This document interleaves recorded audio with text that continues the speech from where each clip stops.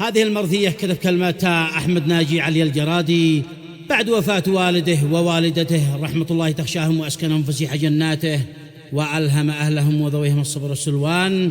من أداء المنشد أبو علي الشامي.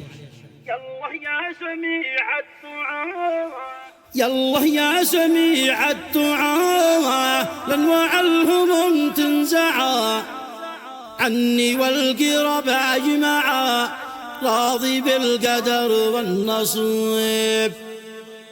اكتب مرثيه يا قلم وانقضها بدمعه ودم، عبر عن عميق الألم واحداث الزمان المعيب. قال أحمد جرادي أنا في الغربة طعمت العنا، ما شفت الفرح والهنا، حالي فوق بقعة عيب.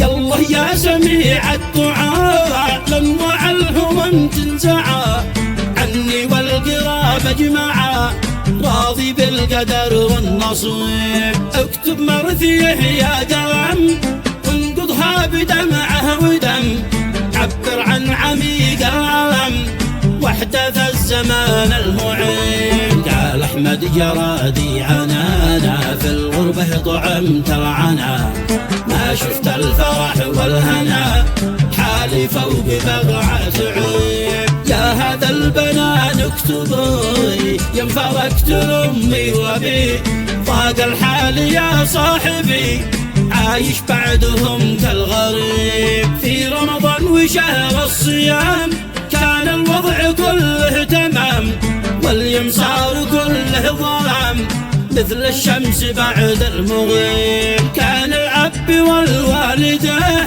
ساس البيت والقاعدة، واليوم الهموم زايدة وأنا صرت محزن كئيب. كان الوالد المستقيم في المسجد مؤذن مقيم، واليوم كل واحد يتيم، أحمد والبعد والقريب. في الإفطار ووقت السحور صوته في المنابر يدور، يطلع للمصابح ونور، كان المختبر والطبيب. وأنا كنت راكن بهم لا أفكر ولا بينهم، أولادي مع جدهم والجد هو حالي رغيب. من اليوم الهموم والقلق والضيق والغموم والحنق، ما صدق يغيب الشفق واسرح من فجوره قضيب. يا قهري على الوالدين ساعد منكبي واليدين،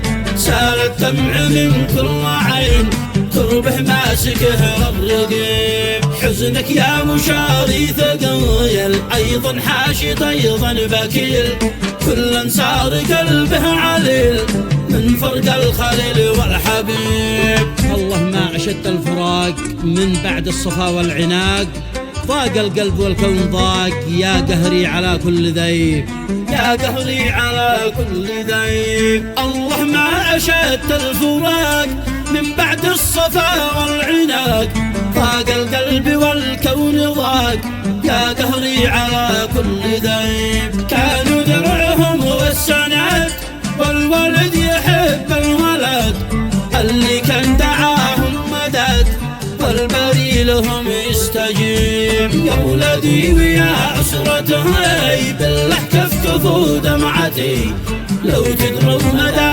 كربتي لاسمع صوتكم والنحيب. حالي غير كل البشر طول الليل وانا سهر، والعن دمعها كالمطر لا يمكن جراحي تضيب. أشكي حالتي عند من فقد الوالدين والحزن، ما شله جميع اليمن إلا من رضع للحليب. يا أحمد شئت ولا عبيت أنت مثل غيرك بكيت، مهما قلت ولا حكيت وضع الكل وحزن صعيب. واختي عينها دمعة بعد الفقد والفاجعة، والأحداث متسارعة ماشي من مقدر هريب. يا اختي حزننا واحدة بعد الأم والوالدي، حسيت انقطع ساعدي واحس الوجع واللهيب. والله ما كتبت القصيد طالب عزفها والنشيد، لكن المصاب الشديد ذي خلى حروفي تسيب. هاجس ما طلبته رجاء بل من ذات نفسه عجاء، ترجم لي حروف الهجاء واكتب ما عمر واستجيب. يالله يا قلبي يا سميع ارحم والدينا جميع، واجعل كل والد شفيع لأهله والحفيد والنسيب. سكن والدينا الجنان في الفردوس أعلى مكان، واجعل رحمتك كالوزان واكشف حال محزن مريب. والختم الصلاة والسلام تخشى أحمد شفيع أنام، ما غرت طيور الحمام واحجر في السماء عند غيب. ما غرت طيور الحمام واحجر في السماء عند غيب.